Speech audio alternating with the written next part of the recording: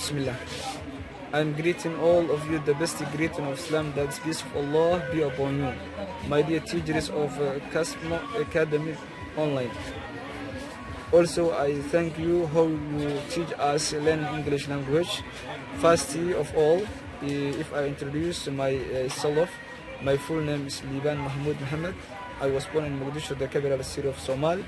Also, I was born in 1990, but right now I live in Mozambique, especially in Pemba.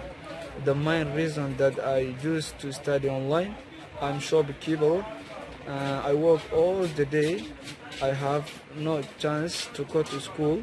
That's why I prefer to learn English language in a Kasmi Academy Online, because of Kasmi Academy Online is the best place to speak English well, and I don't want it to give up learning English language in a Kasmi Academy Online until I finish.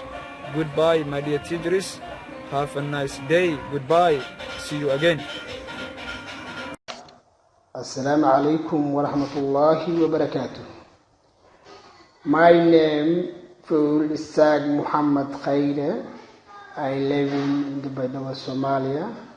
I am 32 years old. I am businessman. See you again. My teacher is Kasmo Academy.